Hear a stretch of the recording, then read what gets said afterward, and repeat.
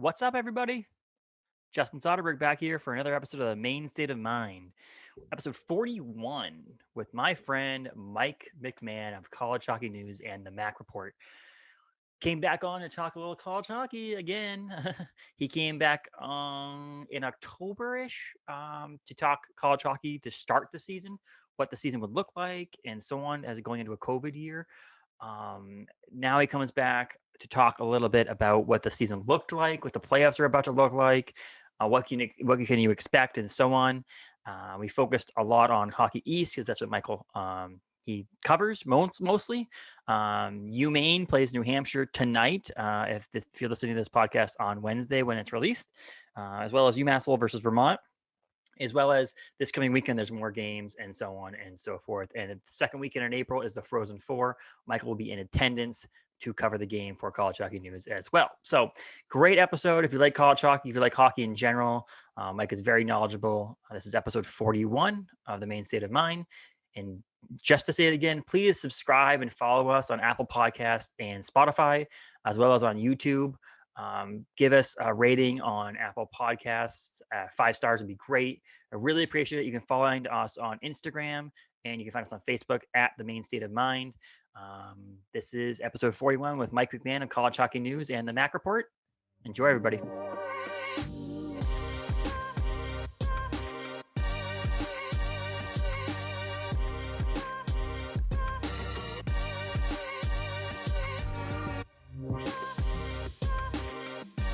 How's it going, Mike? It's going great. How are you? Yeah, I'm doing well. You know, I recorded another podcast. I launched another one about being a dad. I saw that. I listened to the first one. Thank you very much. Recorded a second one today that comes out on Friday, March 12th with Andy Gagan, who owns Gagan's Brothers Brewing Company. Okay. And talked about like work-life balance, like how to, owning a company and trying to be a father at the same time. So that was fun. Yeah. But now we get to talk some hockey, which I'm excited about too. So, and things are looking better than the last time we talked. Last time we talked about hockey, I should say. Because last time we talked was the MMA, and that didn't go Calvin's way. I'm for sure. That I'll tell you that much. It didn't. I'm glad he's okay. Yeah, he's alive. I mean, he ran into a buzzsaw that night, I think. Oh boy. That might be the best performance of an MMA fighter that I've seen in almost forever with Max Holloway. I not to get too far. He didn't stop. It was the 5th round. Yeah, it was the 5th round, and it was like the fight had just started. I'd never seen anything like that before. That was crazy. And he got rocked a couple of times from Calvin too, so yeah. He was just fighting through it. Like it's unbelievable. So good thing for Max. Good for him. Hope he does well. Hope he continues fighting the way he's fighting, and hopefully Calvin can get back in the octagon again and show a better performance than he had. Again, he lost, but he lost with dignity. Like he didn't give up. Like yeah, exactly. But he almost. I thought died. His corner was going to throw the towel in at one point, but they didn't. I mean, he went to war that night. Yeah, it's crazy. But the last time we talked hockey was back in October-ish, end of September, beginning of October, when the hockey season was getting started, kind of giving an idea of what the season was going to look like. And the funny thing is, you had mentioned they should just come up with the schedule each week. And they ended up having to do that. At least in Hockey East, they ended up having to do that. So it was hard to know. Like, I'm glad I wasn't covering hockey. Because it seemed like it was a lot harder to find out what was going on the weekend for sure. You didn't know what games were going to be played, if they were going to be canceled due to COVID, or what games were going to be scheduled. So it ended up being a really weird season. Do you agree with that? Yeah, it was hard. Like, especially where, I'm covering the whole country, but I'm doing it really through covering one team, like Merrimack, and to not know what I was doing on a particular weekend with, it kind of goes into your other podcast with 2 kids who are also like playing their own hockey games and stuff like that. It was challenging. I wasn't able to go to any road games, but I was at all their home games. I actually had a suite all to myself. I had like my own private box, which was kind of nice. I'll take that. I mean, if they want to leave that, even when fans come back and just give me like my own suite, that's cool with me. Your name on the outside of it. They did. Yeah. They had like the sign that was like, welcome, Mike McMahon. And there was like a 10-person suite, and I had my own TV. I could put on whatever I wanted. It was great. But it was difficult. I know, just from my perspective, to kind of navigate the schedule and know, okay, well, this is going on this weekend, and not finding out till sometimes Wednesday what was going to be going on the weekend. It made it very hard to plan. Just me personally, right? As you're trying to make plans for life outside of work. So that was challenging, but I think, like I said when we talked the first time, it made the most sense because you don't know who's going to be able to play every week. So trying to come up with a schedule that you really can't stick to, like once pauses started coming into play, it's impossible to stick to it. So just make the schedule week to week and try to get everybody to play as many teams as possible was the way that they tried to do it. Everybody still didn't play everybody because some teams were paused for too long, but I mean, it is what it is. So when we thinking back on it now too, is, I mean, we talked about the idea of like some players not playing. We talked about players going to major, junior, and all that stuff. Do you think it was still a success? Like, I mean, do you think that it was still worth playing the entire season?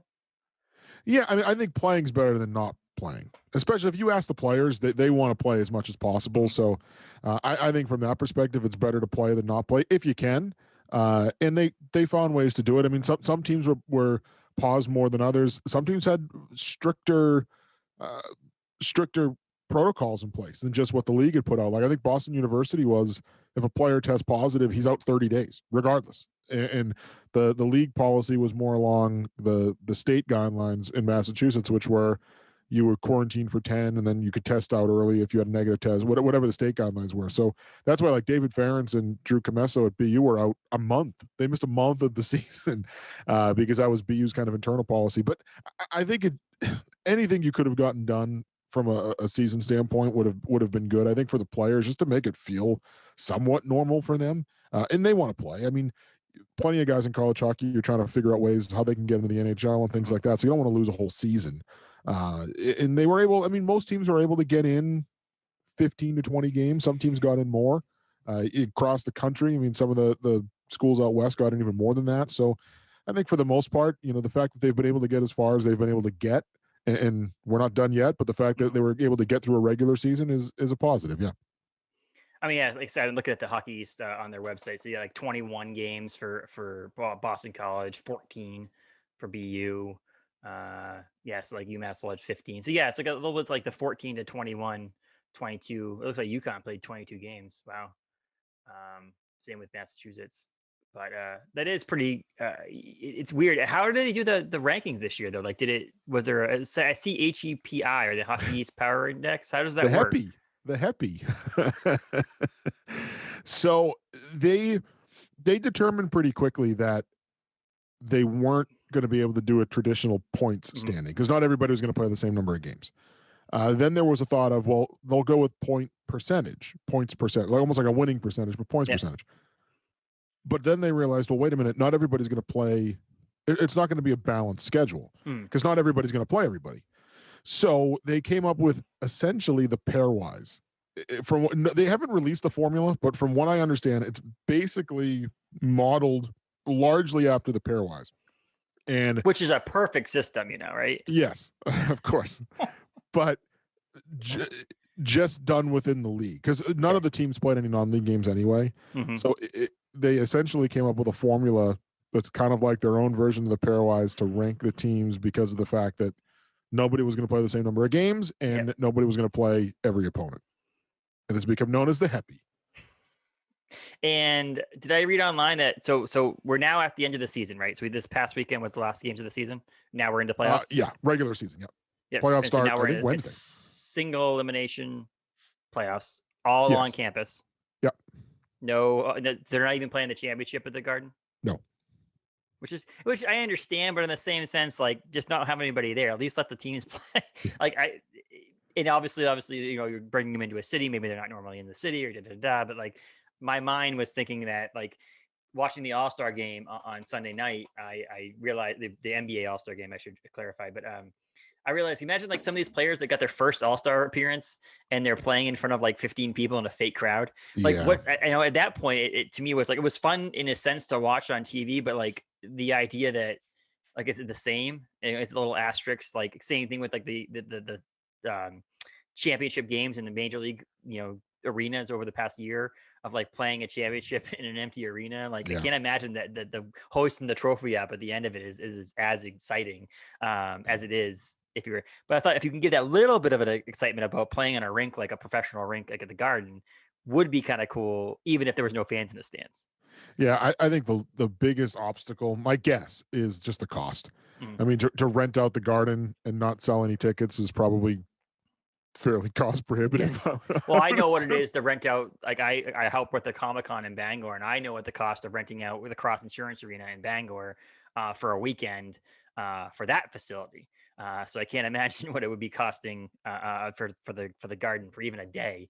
Um, From what and I don't know if this is true. I had heard a story last year that because they've been partners with them for so long, they kind of get a break, and they basically are getting it for 25,000 a day. Which again, I know what it's like to rent. I'm not going to call it out because I don't want to say that, Yeah, yeah, but I sure. understand that. I mean that's a deal for sure. It's a hell of a deal. But Yeah, still, not selling a single ticket, an and they usually organization get that. it for 3 days because Thursday the team's going in practice. Yep, Friday, you've got the semifinal. Saturday or the final. So I mean, final. So you're generally renting it. It's generally a $75,000 expense generally for them to rent the building.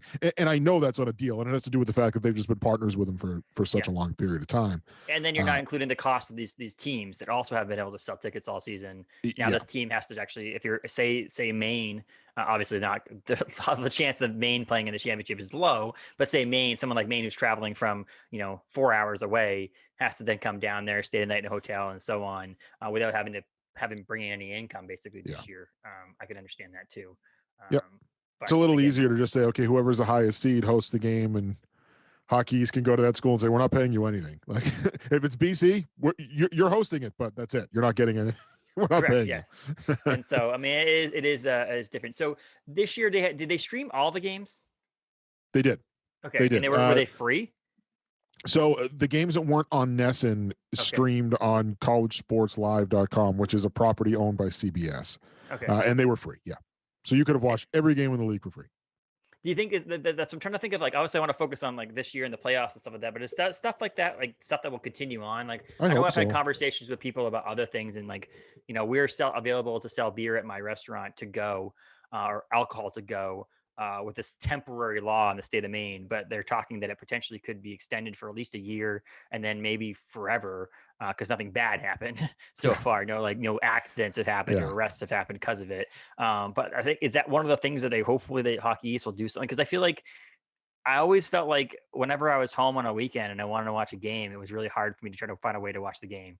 Um, Without spending a small fortune if you do it mhm, every weekend. And you're paying a lot of the times, I think when the schools are handling them themselves and having kind of their own, so you're paying 10, $11 a game. I mean, you can get into a game for 20 mhm. and you're paying, a little more than half of that just streaming on your computer. And who are you really making money off of at that point? You're making money off of the parents who Yep. aren't local. I mean, I don't think they were making, I don't believe the schools are making a ton of money from these broadcasts, even at $10 a pop. You might get a hundred here, 200 here on a bigger game, but I can't imagine they were making a ton of money. So if you can strike a deal with somebody and get them all up, I think it's better. I mean, I think it's more exposure for your league. I think it's something you can sell.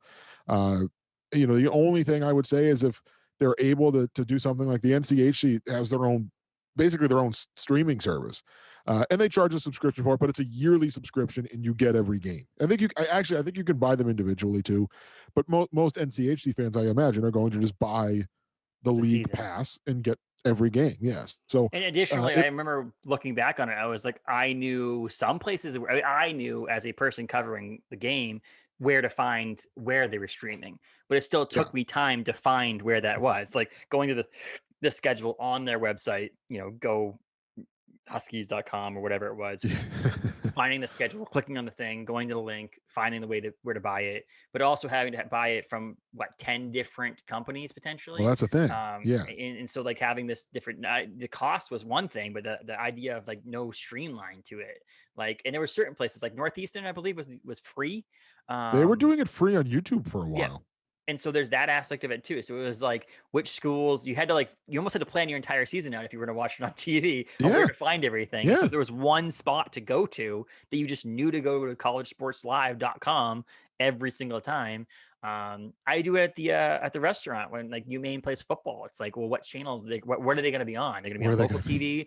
They're going to be on Fox. They're going to be on like this streaming service or that streaming service. I think I signed up for a free trial of like Fubu TV at Oh one yeah. point because it had the channel that they were on, and it's just one of those things that I just felt like if they had it more streamlined, and now that we can do that, it's a lot easier and the quality is way higher. I don't see why you wouldn't. Yeah. I don't think people are going to trade in staying home and watching the game than going to the game. The No, experience is not no the way. same. No, I agree. At the end of the day, the only thing that College Sports Live really lacks is a good app. It's hard to watch on your phone because the website can be a little funky, the mobile site, and they don't have an app. So if they could ever come up, if they just developed an app, I think now it's great, right? But they didn't have the app. They didn't have a powerful app. They also didn't have. I think they just got to be smart. I mean, it's owned by CBS. They can do the stuff if they want to, but an Apple TV app, a Roku app, something that allows you to watch the games on the TV. What I would do is I would stream them mobily on my phone and then cast that to my television. It wasn't difficult. It was just extra steps Mm. where if you develop an app, you don't have to do that, Yeah.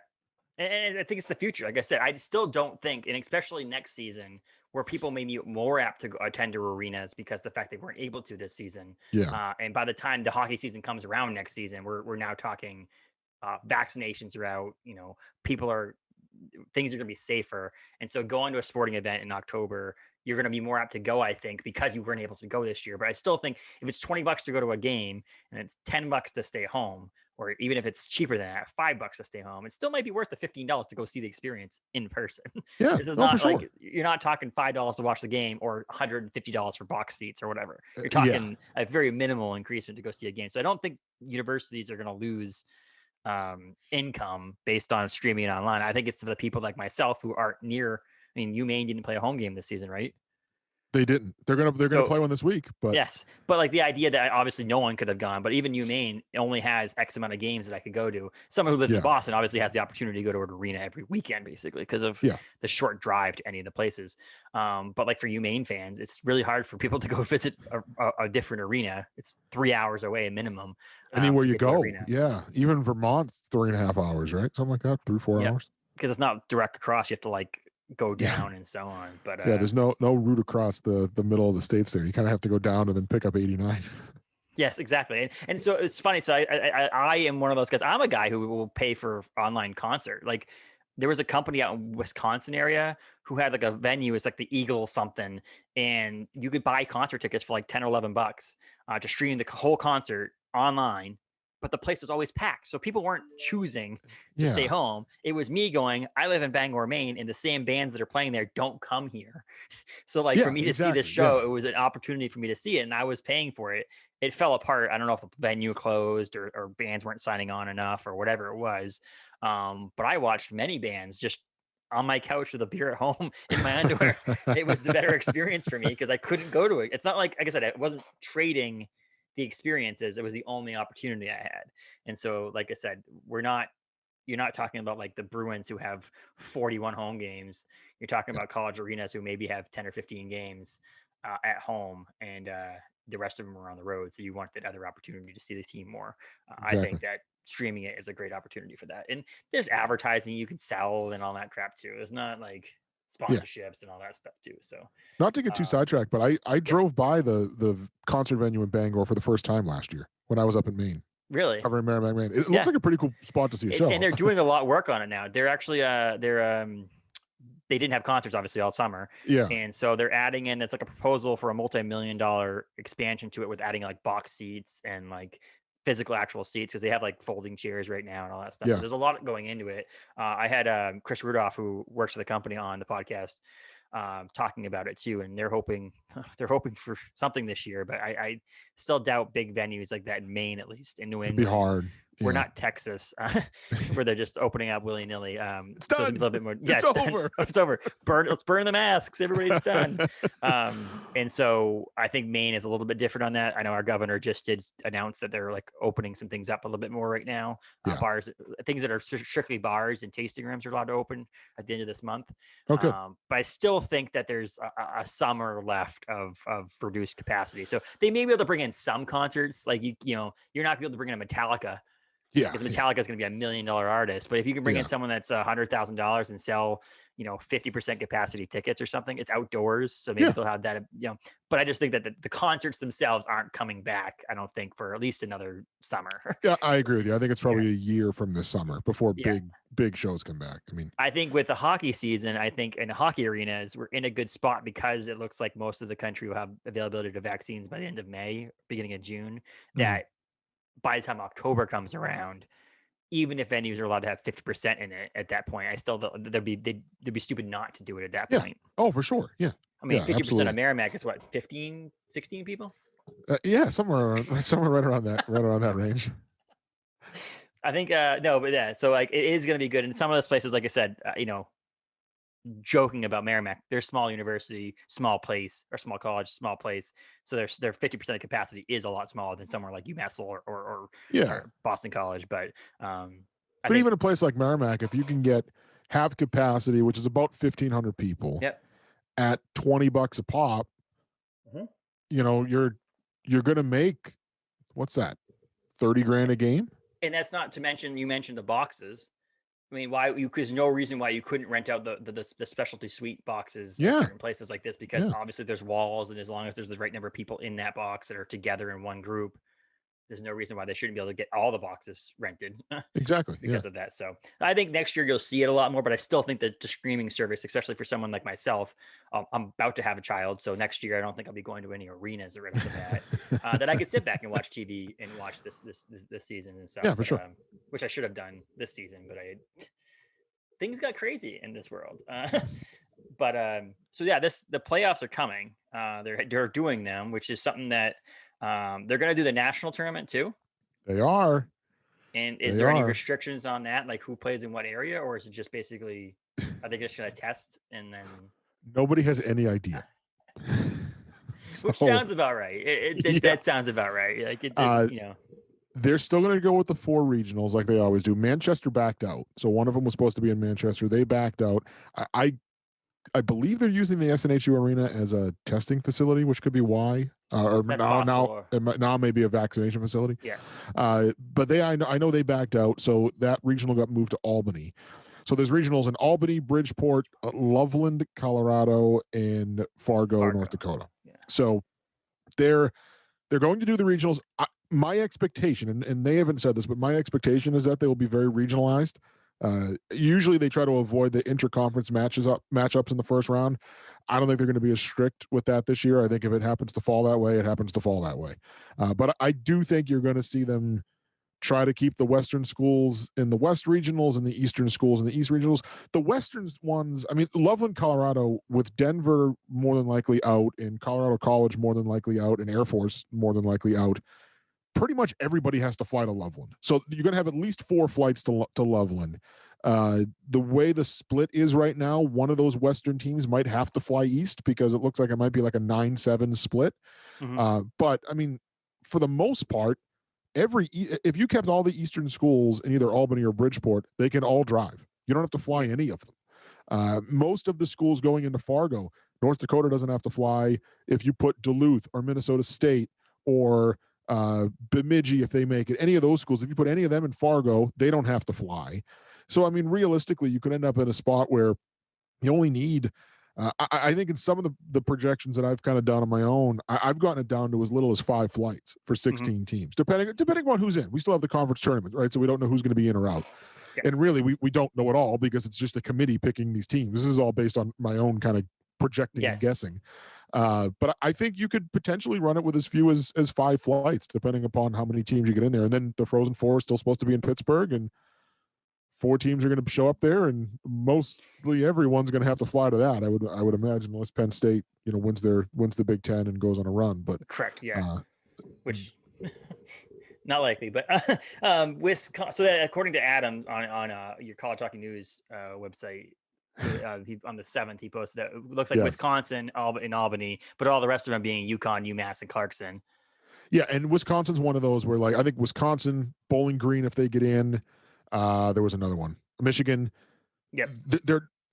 They have to fly anywhere they go. Yeah. The NCAA basically says if you're within 400 miles, you need to drive. If it's more than 400 miles, you can fly. So Michigan, Bowling Green, and Wisconsin have to fly no matter what. They can't drive anywhere. The interesting one that I keep looking at is Omaha. They're 500. Everyone has to fly into Loveland, but Omaha is, I believe, 521 miles from Loveland. So in a COVID year, could the NCAA go to Omaha and say, "Hey, it's an extra 120 miles you're driving"? Yeah. They probably could. I don't know that Omaha would be very happy about it, but they probably could get away with it. So that's the one where I think if Omaha gets in, they may put them in Loveland for no other reason than they may kind of just extend that 400-mile rule and say, "Hey, sorry, you got to drive. It is what it is." But the fact that I think we're in a spot now where the country's in a spot where we can do some of these things. And I'm guessing there's no fans in these arenas, right? I mean, it's not. Some of them are. Oh, really? Fargo, Oh, that's I North believe. Dakota. Yeah. Yeah, Fargo and Albany, I believe, are both. Well, Fargo's 25%. Albany is whatever New York State just did something. I think it's 10%. Yeah. I don't believe I haven't heard anything about Albany. Bridgeport or Loveland yet. And then Pittsburgh, Pennsylvania has them, I think, at 25%. So I know for the Frozen Four, it equates to, like, I believe, and I wrote about this Friday, I think it's 2,800 people in Pittsburgh. It equates to at about 25%. So there will be small crowds in some of these places. Yeah. And this is obviously based off of the fact that I haven't followed college hockey all season, like I said, pretty much. But the idea that a different hockey school doesn't win the championship this year, right? Because the UMass and Boston College are both in it automatically, right? No. I think UMass, BU, and BC are all in pretty good shape. Okay. If So UConn would be UConn, yeah, anybody from UConn down wins the tournament, and you're probably taking an at-large spot away. But I mean, again, we don't know. I mean, there's no pairwise. There's nothing. It's going to literally be the committee sitting in a room when all the conference championships are over, picking teams, which is going to be a disaster. They did the women's tournament yesterday, and it was a disaster. So I'm sure the men's seeding and everything is going to be a disaster as well. Well, I mean, we know, being MMA fans too, they're not. They're always great about picking those fights too, right? Well, it's crazy. Like, and look, I understand it, right? But think about the committee. Are there anybody that's watching teams from outside their own league? Like, is the associate AD at Ferris State watching Hockey East games? Yeah. Of course he's not. Like, and I think it's the head coach at Ferris State who's on the committee. But I mean, sometimes it's the coaches, sometimes it's the associate AD, sometimes it's the AD. These guys are basically watching their own conference, if they're even watching that. I mean, if it's somebody from a bigger school that's got, Big Ten football and Big Ten basketball, they might not even be watching their own hockey league. And they're going to be picking teams. Like, it's just, I don't know. But again, back to the idea that the MMA thing and anything, the MMA thing, which is like, don't let it go to the judges, win the fight. Same thing with college hockey. If you just win your games, too bad for a committee. If you win your conference, you're in it. So just win your conference, and you'll be in it. So that's the big thing on that. But the funny thing is, I was reading a little bit before was the fact that Merrimack dropped out. Right, they're not going to play in the tournament. They had to. Yeah, they had. I actually don't know what the issue was there. I'm assuming when we've seen teams have to go into pause and have to lose games, it generally has not been a massive number of players that have tested positive. It's usually, a small, maybe 1, 2, or 3 players that test positive, and then, a dozen players that are out through contact tracing. So that's my guess as to what happened. I don't know that for sure. But that's been generally the thing this year, because I know a lot of people have said, well, if they only have 2 players that test positive, why can't they still play? Well, because it's the 2 players that test positive, and then the half dozen or dozen players that are around them in the locker room who from contact tracing also have to quarantine, and then before you know it, you don't have a roster. Mm-hmm. And then it makes sense. That's why professional games have been postponed in all other things. It's because the fact that it's the contact tracing, it's not the specific player getting tested. Like in the NBA All-Star game last night, Simmons and Embiid both couldn't play not because either one of them had COVID, because the contact tracing about being in contact with someone with COVID. But that made me laugh, because when I was reading it, I was like, Maine's hosting a first round playoff game. I was like, are you kidding me? Timing is beautiful. 3-10-2 on the season, and they're hosting because they're technically move up into the 8th spot, and then, they are the 8th spot. No, yeah, they move up. They're in the 8th spot, and then New Hampshire moves up to the 9th spot, so they're the away team, right? Yes. And Yes. so 5-13 versus 3-10. It's like, what is Well, it, AFC East? Isn't that how it always works in the football AFC East? It's always a yeah. losing team ends up in the Yeah. playoffs. They did the right thing. I think they moved it this year to everybody getting in because, again, they were like, Yeah. how can we eliminate teams when nobody's playing the same amount? And we've got this happy thing that we're using to save teams with. I think they felt uncomfortable eliminating teams in the regular season. I have always been a fan of the regular season eliminating some teams, but I think moving forward, they should probably keep it this way because they're doing a 24 game conference schedule, which means the schedule's unbalanced every year. Yeah. Every year you're playing everybody twice, and then 4 teams you're playing a third time. But not every school is playing the same 4 teams a third time, obviously. So, they chose this year to be the year that they said, well, things are a little unbalanced, so we're not going to eliminate teams. And I sat there and I was like, things are unbalanced every year.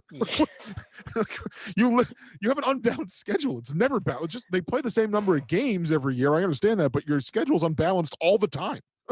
But it was the right choice for this year. Is Vermont out too? Is that the thing too? Are they? No, I believe they're going to be okay to play. So I think playing. Yeah, so it's Vermont. So they have 2 buys. Yeah, no, I think they have 6 buys. Yes.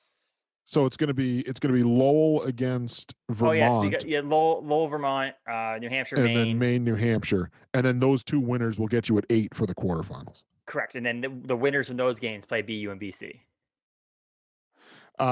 Basically, yeah. Yeah, and then because the Northeastern versus Massachusetts and Providence versus Connecticut looks like the way it's going to play out. Yep.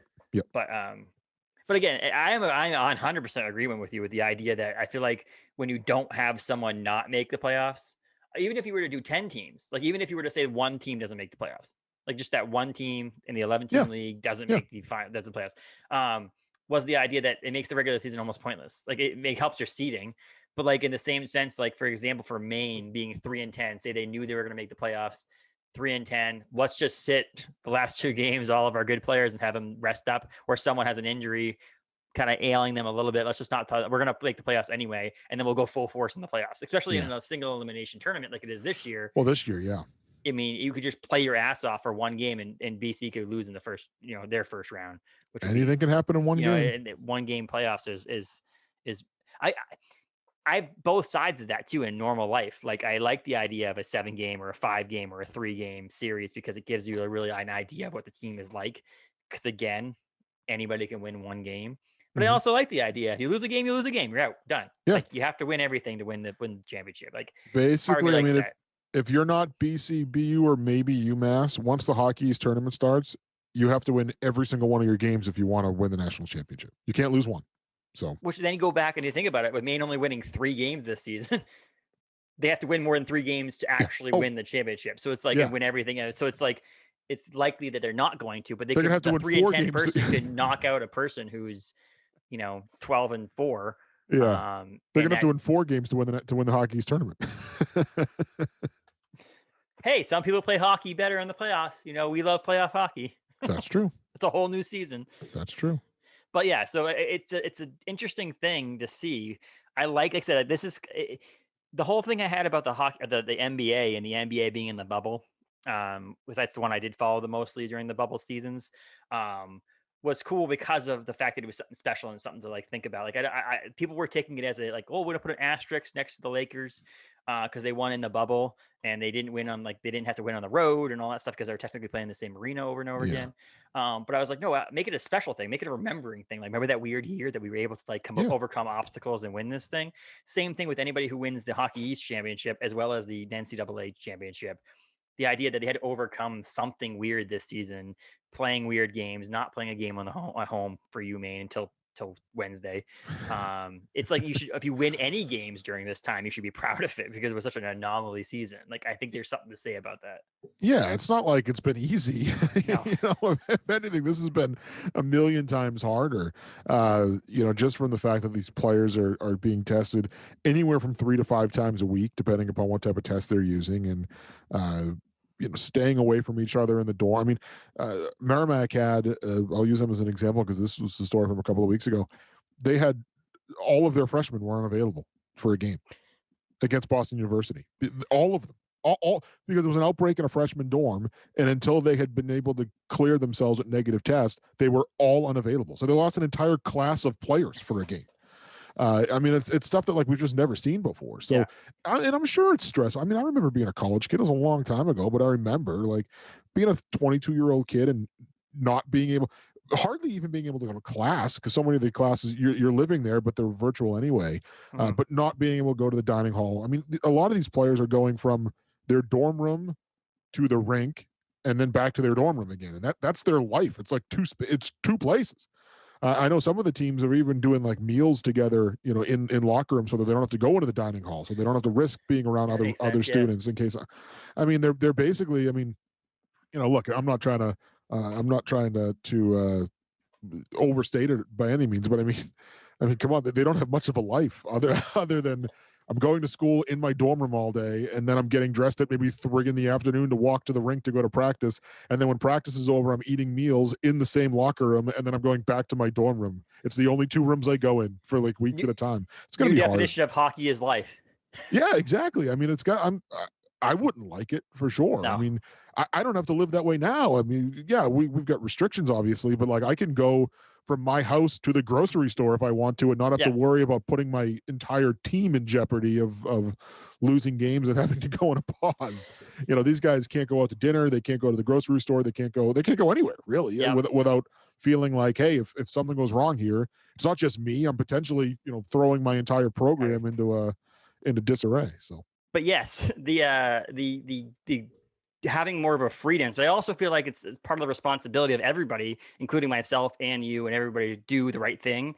And if your life is the hockey team and you're there to do that, I mean, we have our staff at the restaurant. Like it's the same thing. If someone gets sick or contacted with someone who's sick, we have to close the restaurant potentially. So there's a lot more we're riding on them than someone like even, you know, my wife, if she wasn't married to me and she was a single person, if she gets sick at her job, it's a little bit different because she's an engineer and they can just be like, okay, we're working remotely for 10 days or whatever. Yeah. There's certain things you can't work remotely as a hockey player. That's not possible to do Nor that. can you work remotely as working in a restaurant. Yes. And so that my thought with the whole BU thing, and you mentioned the 30 days thing, is it also puts more pressure on the people to behave responsibly outside the arena. Yeah. If you were going to be out for an entire month, it's a lot different than 10 days, because 10 days you might miss 2 games as a team. 30 days you might miss 4 or 5 games. So it could be a lot more of a responsibility to have that longer, almost like a suspension in a sense. Basically, yeah, that's what. Yeah, basically what it kind of boiled down to. Which is always like, it's funny because it sounds like suspension's bad, but it's the same thing in MMA. When someone gets suspended for 60 days, it's really they just can't fight for 60 days. Yeah, what was I mean, not to bring it back to Calvin, but he was suspended for it was a long time, wasn't it? 6 months or something like that. So it was something maybe crazy. I mean, come on. I mean, the dude needed to have his face put back together. It's funny though. I've seen videos of him recently, and I'm like, he looks like nothing happened. He looked great. I know.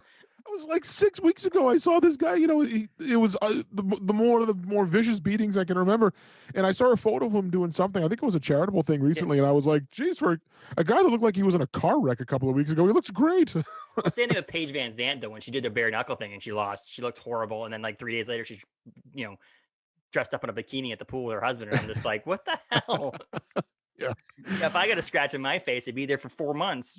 Exactly. People, I mean, they obviously have better medical attention probably than we do too. But my 11-year-old got hit in the face with a baseball last week, and it looks like he's been through 12 rounds with Tyson.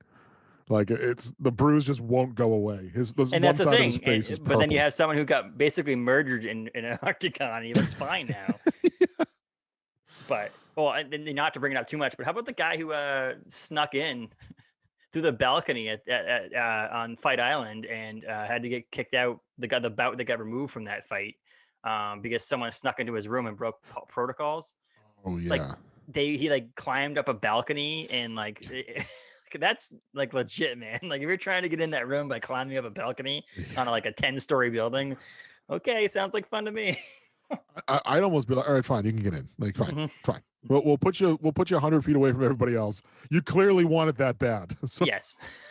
But so this season wasn't normal for sure. I think, but again, I didn't follow the season as much. Was there Was there big players that didn't play this season that would have made a difference this season?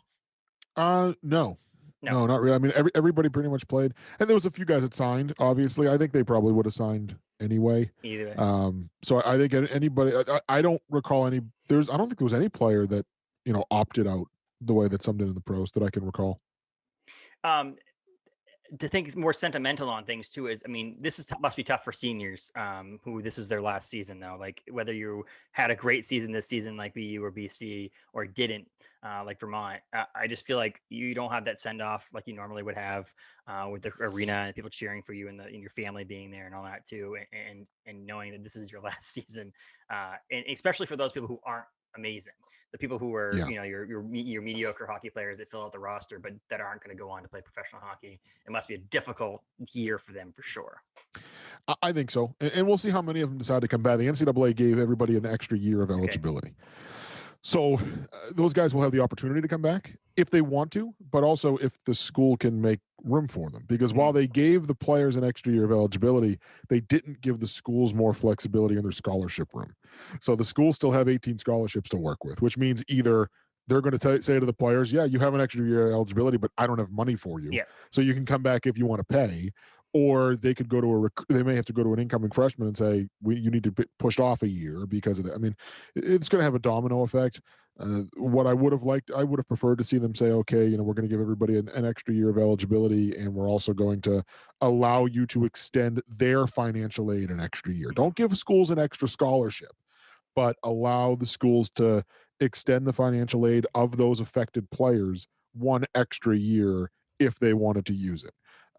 But they didn't do that. I mean, there's probably competitive reasons why. I mean, I understand it, but in the same sense, like if your player's that good, then he's just gonna go pro most likely anyway. Exactly. And like so the really good players are gonna sign regardless.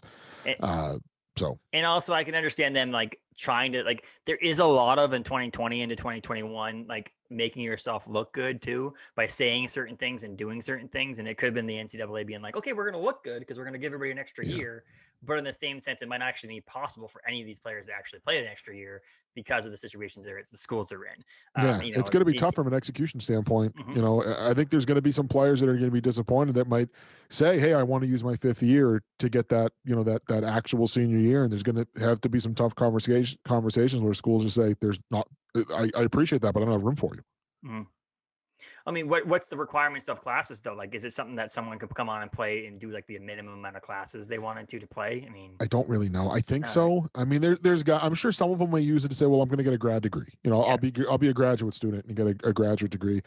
There might be other guys that are like, yeah, I'll take basket weaving and that's what I thought was, you take basket weaving and something along those lines that just are the minimum amount to take to play. Because again, I'm thinking more along the lines of the people who aren't pursuing future hockey careers, playing hockey careers, that they're just trying to get that one last year of actual competitive hockey in them before they go play at a beer league. The idea that maybe they'd take an extra couple of classes, spend the extra couple of grand on school to just get the eligibility to play, and then potentially even after the season's done, drop out of school. Like the idea, not even finish the, you could technically do that. Matt Ryan did that I remember Matt Ryan did that at Boston College his draft year. He played his senior year at BC. All of his classes were done.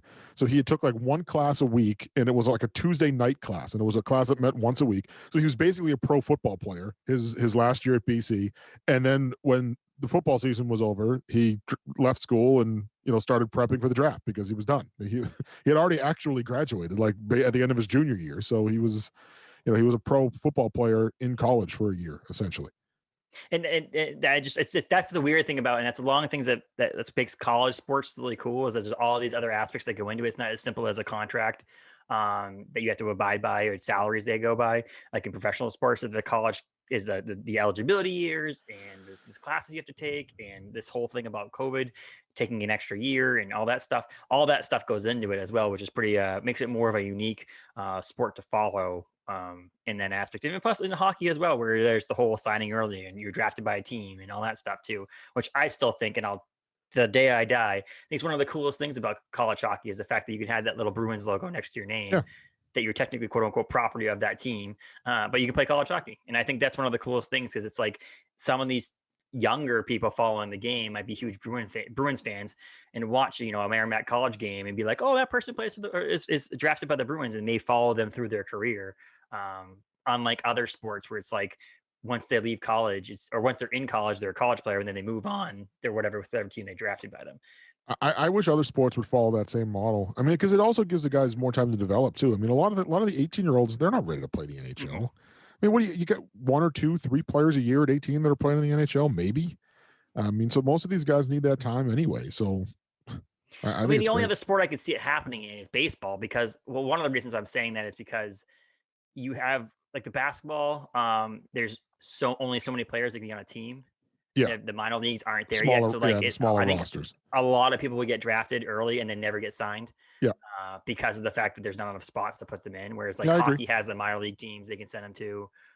Baseball, it would definitely work in baseball. It would definitely work in baseball. There's no question. And then football, maybe with practice squads and the larger rosters, they could work. But I think it's one of the coolest things. That's one of the things that when I fell in love with college hockey originally was the idea that I could, root for players that are, future pro players, or hopefully future pro players, and see that and not. It also, there's a lot of cool things about that, which is awesome in that makes college hockey really cool, in my opinion. Not to go off on a huge tangent about how much I love college hockey. I love college hockey. I didn't watch a game this season. That's how much I love college hockey, right? It was a weird year. Going in the play, who I don't want you to make predictions on who's going to win, but what's the teams to watch for Hockey East and potentially anybody else? In Hockey East, it's BC for sure. I think they're the best team in the league. BU is up there. I don't find BU to be nearly as good as they've been lucky. They've won some games where they've been outshot heavily. Like I think they beat Boston College one night. They were outshot like 45-20 or something like that. So, and still won the game. So they've been pretty lucky. They're good. They're not second place in the league good. I mean, I think they're probably at the level of a UConn or a Providence, and they're above them in the standings. Like I think if you were to ask me, BC is the best team in the league. UMass is the second best team in the league, and then Providence, UConn, and BU are all pretty close. In that 3, 4, 5 range. Northeastern too. It was 3, 4, 5, 6. And then elsewhere, I mean, AIC is definitely the team to beat in Atlantic hockey. They are just throttling everybody. The Big Ten, it's probably going to be Minnesota, Wisconsin, or Michigan. Notre Dame's played very well recently, though. So I think they have an outside shot, but Minnesota would be the team that I think is the one that's definitely to watch there. The WCHA, Minnesota State has run through everybody until recently, and I think they're one of the better teams in the country. Yeah. I wouldn't sleep on Bowling Green. I still think they're really good, even though they've struggled down the stretch. Lake State has also been able to put together a really good year, and so has Bemidji State. And then the NCHC is like the muscle of college hockey. North Dakota is really good. St. Cloud's really good. Minnesota, Duluth, Nebraska, Omaha, all really good teams. The top 4 in the NCHC are all really, really good and really battle tested. So I think North Dakota is the best one. North Dakota and BC, I think, are probably the top 2 teams in the country. So if we saw those two in a national title game, I think it'd be pretty exciting. And plus, like, it is nice to have an odd season to have 2 stalwarts like they are college hockey teams. Like there's not like if AIC made it to the championship, awesome. I'd watch it. It'd be unbelievable. It'd be so cool to watch a team like AIC play in the title game. But like, let's be honest, seeing a BC North Dakota game would be pretty awesome. Oh yeah, for sure. But you got to root for the underdog. So if someone like if Atlantic hockey can continue going on and make it past the first couple of rounds, that would be pretty sweet. Yeah, I think what did AIC do it last? No, 2 years ago. I was going to say last year. The last time there was a tournament, I think AIC knocked off the number 1 seed. So they've been able to do it. No reason why they can't do it again. And that's why I've been a UMass Lowell fan. So when they were the low man on the totem pole for a while. Speaking of UMass Lowell, is it true that UMass Lowell basketball can win their tournament championship this soon, right? I know it's this week. Is it tomorrow? Let's see. America East is usually one of the earlier ones in the week. March 13th. It's so actually what's the Sunday. 13th? Oh, is they it play always Hartford? Okay. They play Hartford on the 13th, and if they win that's got to be their first trip to the NCAA tournament, right? Yeah, definitely. Because they've only been Division 1. Yeah. It's the only time they've actually been able to play because they're past their probationary year. just such a dumb thing. Yeah, it's so stupid.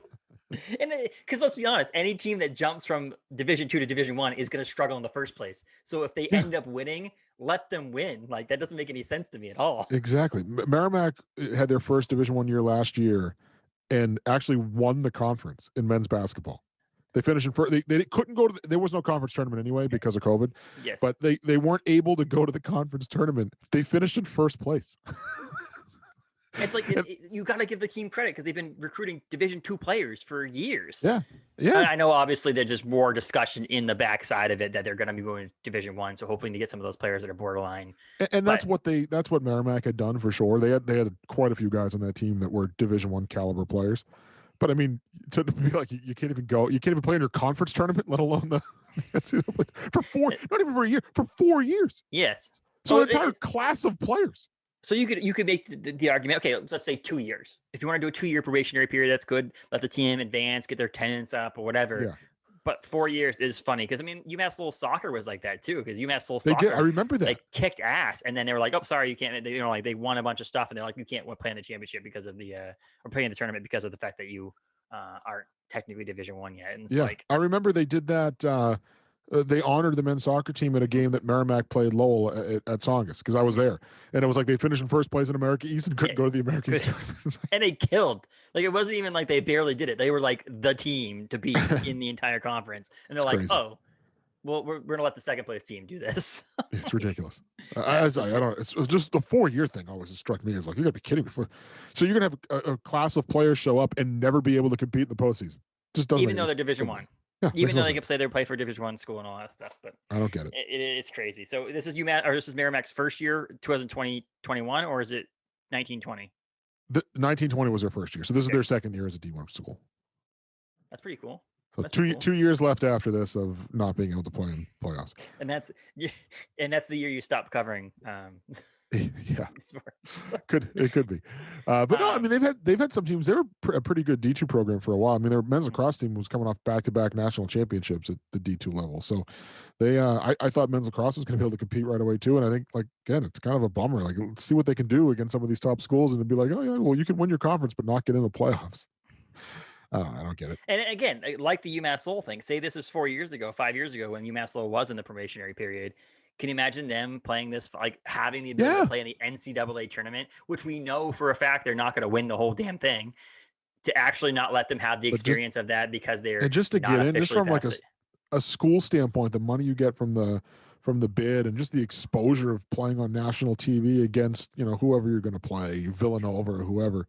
Who cares? Like wasn't that Florida Gulf Coast? Yes, everybody. We all know the name now because of the fact they did it and then ended up winning a game in the tournament. And now they're a team that people recognize them. Their coach was making like $75,000 a year, which is one of the lowest paid coaches probably in the country, and went on that run into the Sweet 16, and then within a month was hired at USC for like $2 million a year.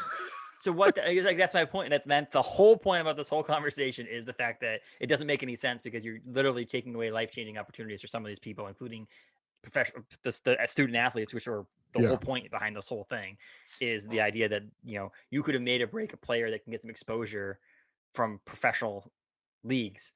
If Merrimack, you said the basketball team, if they would have been able to get to the tournament, the big show, they would have had like potentially players getting looked at from professional basketball leagues across the world, which may not be ever get to see if they're playing just in New Hampshire and Massachusetts and Maine and Vermont and stuff. But they say it's about the student athlete experience, but I don't know. Sometimes some of these decisions that get made sometimes feel like they might not be. I don't know. Call me crazy, but it's crazy. It is crazy. You're not crazy. It's crazy. But yeah, so you for this, my podcast is hosted from Maine. So Maine plays UNH, which is gonna be really cool on that aspect of it. School rivalry in the first round of the playoffs. This podcast comes out on Wednesday, so it will be tonight. And you can college live sports or live college sport. What's the website? College Sports Live. Is it still on there even through the playoffs? You know what? I believe so. The Hockey East hasn't announced streaming for the playoffs, but I would imagine it's going to be on the same platform. And so, but I'm sure you can find it on HockeyEastOnline.com. Yes, I'm sure you they'll definitely tell you at some get point. links there. You'll you probably figure it out there. I think so. on their fairly new. Was it last year or this year? The new website too. Yeah, I think it was this year. I think it was going into Yeah. this year. I think they did it last summer. I think it's really cool because of the fact that it's like you didn't have to like pick men's or women's. It's all in one. All in one. Yep. Which is really cool because it makes. I mean, college Hockey East Women's League is phenomenal. So Yeah. they should be treated just as well as the men's league because they are Yep. kicking ass as well. So, but yeah, and then single eliminations through the Hockey East Championship. So they play tonight, and they play. What's the next schedule? Would be this weekend? I think it's this weekend. Next yeah. Monday. Oh, Monday. That's right. Oh, It's Monday. Sunday or Monday for Sunday, quarterfinals.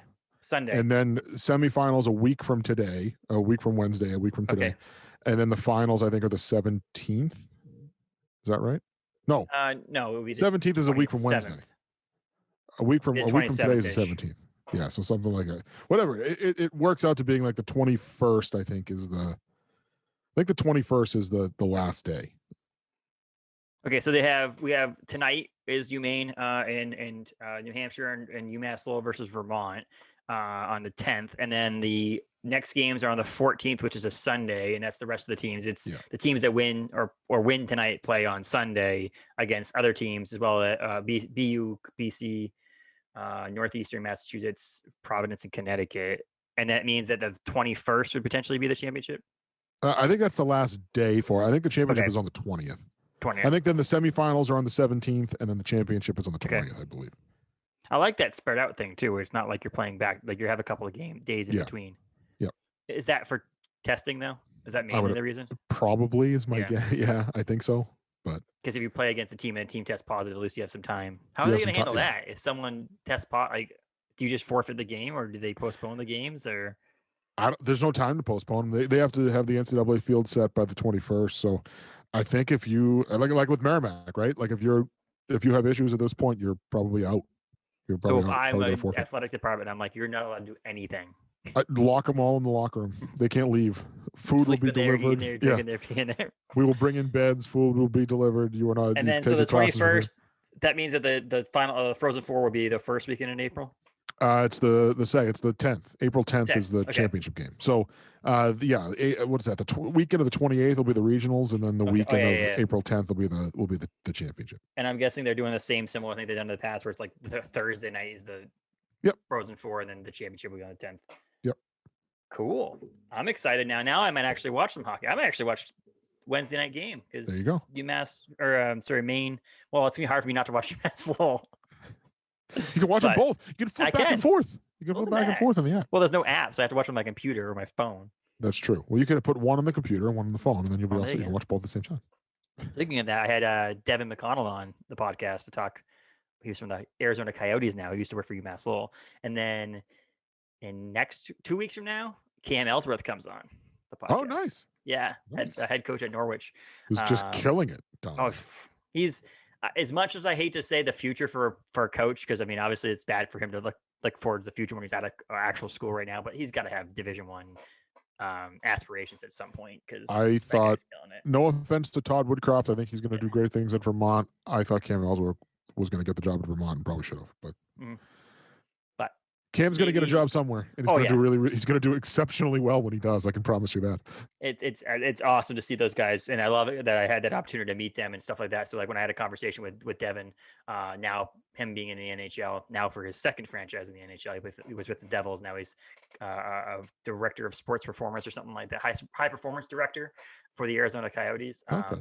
And then now with Cam doing so well, and Jason Lammers moved on to do good things, I think Norm's whole coaching staff has done amazing things, which is awesome. So now if we can just get UMass Lowell back up to the elite and at 7 and 8, I'd be happy with that.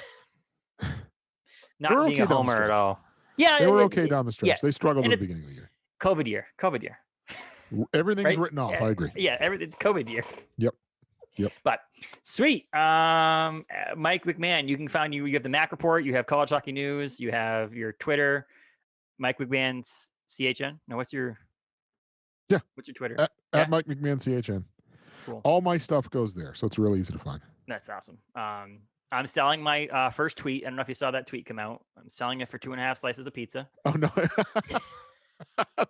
Did you see that? Jack Dorsey selling his tweet for $2.5 million.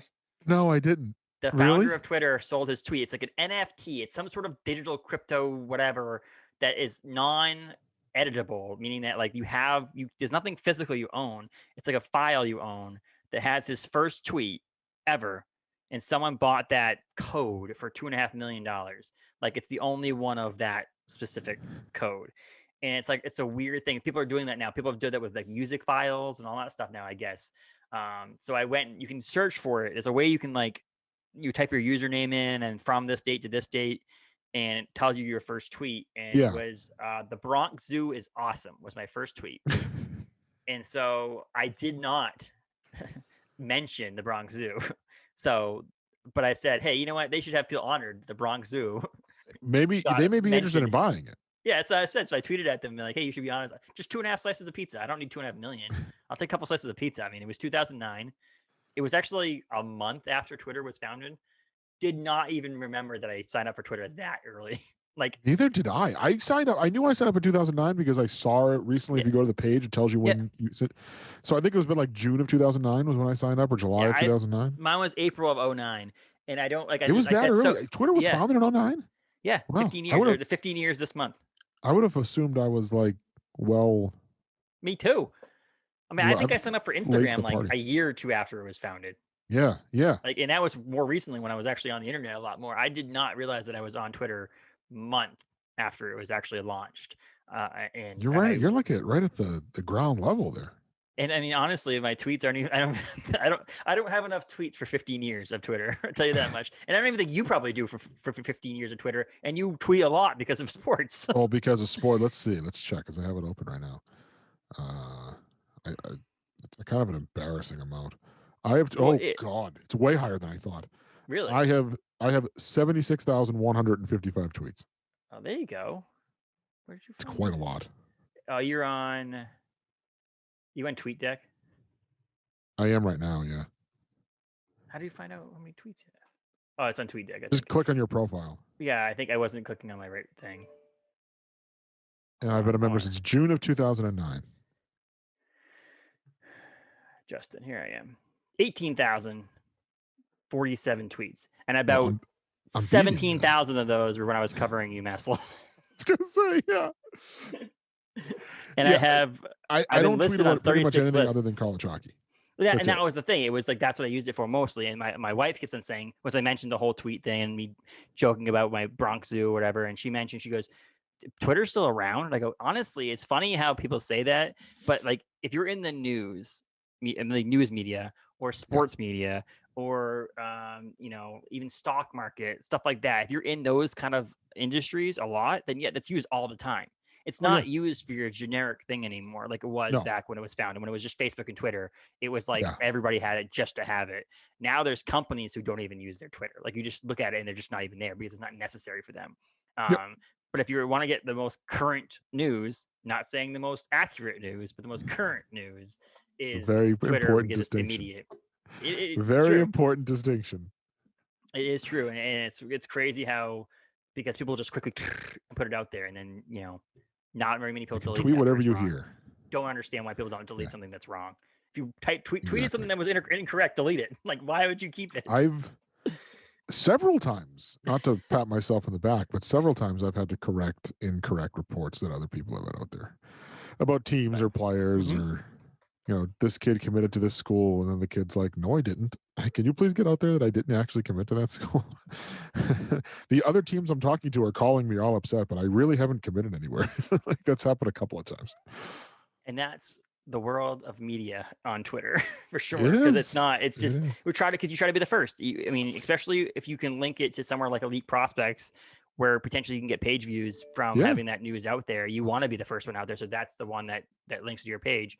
Because a lot of you require page views for advertising and money. So it makes sense to try to be the first one out there. But sometimes, like I would say, someone committing to a school is okay to be wrong. When someone dies or a place explodes or something like that, like that's not, you don't need to be the first person. You could be the correct person. Make sure we get it right. Yeah. Twitter 101 right there. Let's make sure we get it right. So now are you just going to cover college hockey overall again? Because Merrimack's out. Now you're just back to just solely. Yeah. So, yep. Are you going to any games or are you just going to stay? I will do most of it from home. I am actually going to the Frozen Four. Two media members per outlet are being allowed into the Frozen Four. So Adam and I will be there. I booked my flight yesterday. Flying in a pandemic is going to be weird. Traveling in a pandemic, generally speaking, is going to be weird. Mm-hmm. But that's the idea. My buddy Ben Bishop, who draws for Teenage Mutant Ninja Turtles, he just flew to Florida for the CGC, which is the comic book grading company. Like they do all the grading of comic books, and did an event where he signed a bunch of stuff for the TMNT. Oh, cool. And he it was the first time he flew in the pandemic, and he said it was one of the weirdest experiences for sure. I would imagine it will be. Yeah. I just thought that about I hate a flying. month, so you hopefully things will be a little bit better in a month. I hope so. Yeah. I mean, it's not that I hate flying. I generally don't like flying as it is. Mm-hmm. I just find it to be a pain. Like getting there early and going through security and doing this, like New York, right? If I'm going to New York, I'm going to drive 100% of the time because it's going to take me 4 hours to fly there anyway. Like by the time you go through security and get on the plane and deal with all that pain and stuff, it's going to be 4 hours to get there, even though it's a half-hour flight. I could drive there in 4 hours. Yeah. So, and you can leave when you want, arrive when you want. Yeah. Take a break when you want and get food if I want to, and not have to worry about it. Like you can poop in a non-airport bathroom, non-plane bathroom. Exactly. So. I just generally find flying to be a pain. So I usually don't look forward to it. Now I'm not looking forward to it even more. But well, it is. We're talking about we were supposed to go on a honeymoon back in the summer, and we didn't end up getting to go, obviously because of COVID. So our plane tickets were postponed, but we're allowed to use them until the end of this year. And so we're like, okay, let's figure this out. Hopefully the pandemic will be better. Well, we're having a child, so now it's like, well, that's weird. We're not going to fly anytime soon. And so we're talking about taking a trip in beginning of November, when things seemed like they'd be better and so on and so forth. So we can use those flights then. But hopefully it's better by then. But we're just talking about it. To us also, though, it's like $1,000 in tickets. And we're like, well, right now that money's gone. So if things aren't better for flying and we don't feel like taking our baby on a plane in November, let's just not go fly anywhere. Let's drive. So that's the idea behind it. But like, to me, it's like it's spent, and I'd rather not be crazy nervous. Again, November, I think is going to be fine. I think so too. Yeah, I would hope so. But the only reason I'm doing it is my grandparents live in Florida, and they, I'm having their great grandchild, and they're not, there's not many more years of them on this earth. So yeah, sure. I don't know when the next time I'll be able to get down there, and we have flights. So I was like, might as well try to use them. Yeah. But until then, we'll watch hockey. I'll watch hockey from a distance. You can have fun. I mean, it's going to be a weird experience, right? I mean, I would imagine even like in the press box, we're all going to be spaced out. I'm not going to have anybody next to me. I think it's going to be pretty cool. I mean, I'm fine being by myself. I'm okay with it, especially now. No offense to anybody else, but leave me alone. Leave me alone. I mean, we love everybody in the press, in the media, but there was always the person who came up to you and talked to you that you didn't want to talk to either. They're the ones that would be sat next to you. You'd be like, even on the plane, it's a smaller plane because Pittsburgh's not a very far flight, so it's like one seat on one side and two on the other. On every flight, I've got the one seat by myself, so I've got a window in an aisle seat. I'm like, this is okay. That's good. Like, check that one off the list. I can make that work. And does Pittsburgh? We'll finish this up here, but does Pittsburgh have fans too, or is it going to be empty? Yeah, they're going to be just about. I think it's 25% capacity. Okay. I believe. I think I read it was like 2,800 total, somewhere around there. So, 700 per school. But they're probably only selling them as a whole session ticket. That's the other thing. I think because of contact tracing and stuff like that, they're not selling individual games. It's just you have to buy all three games. That's how the regionals are doing it too. It's you got to buy all three games, and they're non-transferable. I think they're non-transferable, and you have to show ID when you get there. Like as you walk in, I think your name's on the ticket, and you have to show that the ticket you are the same person that the ticket belongs to, essentially. Which makes sense. I mean, let's just try to be safe. I mean, let's if we can do this now and have some people there, awesome. But let's try to be safe and not do it stupidly. Exactly. Let's just try to do it smart. Yeah, I agree. Yes. And so cool. At McMahon CHN on Twitter, themacreport.com, college hockey news, all the good things. Follow him. He's obviously going to be covering college hockey throughout the playoffs as well as the Frozen Four because he'll be there. So give him a follow if you want. He tweets a lot about random stuff. So. And I want to find out how much he wants for his first tweet when he finds that out. I have to look up and see what it is. Yeah, that's what I'll have to do. Yeah, I so may go I'm with, like, starting the bid at 2.5 slices of pizza, so you might have to get up there with maybe 3.5 slices of pizza, depending on what the tweet is. yeah, or I was also thinking I could go 2 slices and try to undercut you Oh, there and, you go. Yeah, you know, get into the market. Here's the But deal: if someone offered me to buy that tweet, I don't know how I would do the NFT thing. So I honestly don't know. So if the Bronx Zoo wants it, you have to figure out how to do this whole transactional thing. But just ask Jack. He'll yeah, tell you. exactly. I'll just text him. Yeah. Like, I have his number on speed dial. But sweet. Thanks a lot, Mike. Talk to you again soon, I guess, and have fun and good luck in Pittsburgh, man. Sounds good. Thanks.